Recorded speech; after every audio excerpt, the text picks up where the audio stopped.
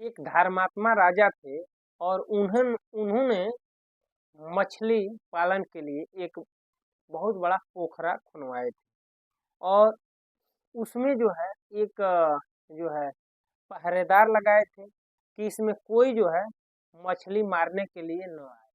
वह जो है राजा नित्य सुबह शाम जो है मछलियों को दाना खिलाने के लिए जाते थे और उनका सख्त निर्देश था कि अगर कोई मछली मारते हुए पकड़ा गया तो उसे फांसी की वो सजा दे दे।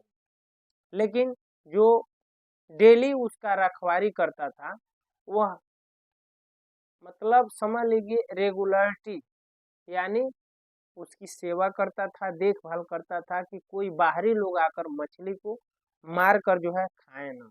राजा जो है मछली पालन इसलिए नहीं किया था कि उसको मछली को खाने के लिए, राजा ने इसलिए किया था कि मछली का पालन करे और उसकी मछलियों की सेवा करे, इसलिए किया था। एक दिन की बात है, एक गरीब व्यक्ति था, उसके घर खाने के लिए कुछ भी नहीं था, वह दर दर भटक रहा था। उसने देखा कि ये राजा का पोखर है, इसमें मछली मारना जो है सख्त मना है। लेकिन उस समय जो है जो रखवारी करने वाला था संजोग से उस समय नहीं था। ये दौड़ा दौड़ा गया और जाल में जो है मछली पकड़ लिया और पकड़ने के बाद यह जो है उसी पोखर के समीप जो है मछली को भूनने लगा, क्योंकि इसकी भूख अत्यंत बढ़ चुकी थी। वह जो है चलने में असमर्थ था। सोचा कि मछली कुछ भून लेता हूँ, कुछ खा लूंगा और कुछ जो है लेकर परिवार को खिला दूंगा, क्योंकि हमारे परिवार के बच्चे मर जाएंगे खाने के बाद। यह सोचा कि क्या करें, चला नहीं जा रहा है, राजा आएगा भी तो क्या करूंगा। वह मछली को भूनने लगा। भूनने के बाद तब तक दूर से ये देख रहा है घोड़ों की आवाज टपक टपक सुनाई दे रही। ये दूर से समझ गया कि राजा इस तरफ आ रहा है। उसने जो है देखा कि अब तो राजा आ रहा है, मैं पकड़ा जाऊंगा। तो मछली तो अब भून चुका था, अब राख में से मछली को निकाल भी चुका था, अब खाने वाला था। तभी घोड़ों की आवाज सुनाई दिया। अब ये क्या किया कि अब कैसे बचूं, कैसे बचूं, राजा तो धर्मात्मा है, छोड़ेगा नहीं। इसने ये किया कि पूरी राख को पूरे शरीर में जो है मल दिया और एक लंगोटी भर था, बाकी इसके शरीर में कोई वस्त्र नहीं था। ये पूरी तरह से जो है राख को मल लिया और साधु जैसा वेश बना लिया और आंख मूंद कर बैठ गया कि अब तो मैं मारा जाऊंगा, बच जाऊंगा तो ईश्वर का जो है धन्यवाद, और मारा जाऊंगा तो चोरी तो किया हूं। अब जब पोखरे के किनारे करीब आया राजा तो देखा कि अरे वहां तो कोई है, मेरी मछली को कोई पकड़ रहा है क्या।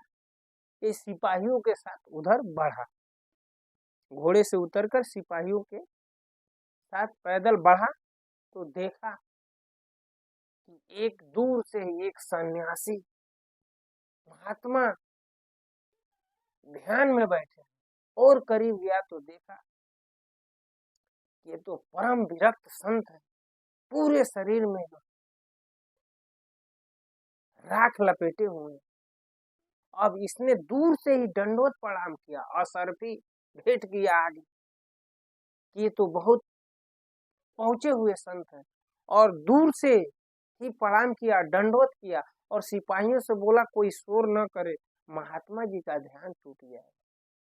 और वहां असरफी रखा और चल दिया जहां जा रहा है। जब ये मछली मारने वाला जो चोरी से मछली को मारा था, संत तो था नहीं, उसने देखा कि अरे मैं तो साधु हूं नहीं, संत हूं नहीं, लेकिन नकली पे ये हाल है तो असली का क्या हाल होगा।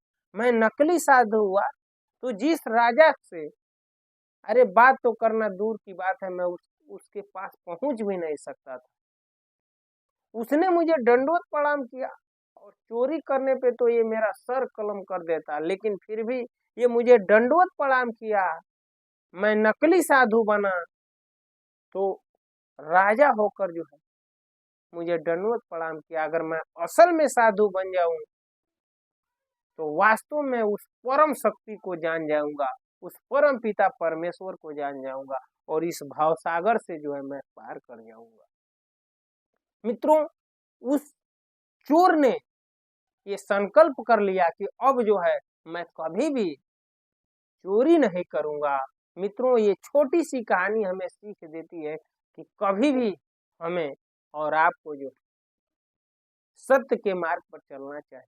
वह चोर था लेकिन साधु का भेष बदला, फिर भी उसके जीवन में देखने वालों ने साधु ही भाव से देखते हैं। तो इसलिए मित्रों, ये कहानी से हमें ये सीख मिलती है कि नकली पे ये हाल है तो असली अगर हम बन जाएंगे तो क्या होगा। और इसका कुछ लोग दुरुपयोग करते हैं कि नहीं नहीं नकली बनकर ठगेंगे, तो उसकी भी आप कई कथाएं हम आपको सुना है, उसका उल्टा रिएक्शन होगा। लेकिन मित्रों, हम नकल करते हैं और भेष बदल के तो हमें कितना सम्मान मिलता है, तो असल में हो जाएंगे तो क्या हम इस भव सागर से पार नहीं हो पाएंगे? क्या उस परम शक्ति को नहीं जान पाएंगे? मित्रों, उम्मीद करता हूँ ये वीडियो अच्छा लगा होगा। अच्छा लगा होगा तो कमेंट में जरूर बताइएगा कि आपको क्या अच्छा लगा। आज इस वीडियो में इतना ही, अगले वीडियो में फिर मिलते हैं। तब तक के लिए हरे कृष्णा, राम राम जी, नमस्कार, प्रणाम।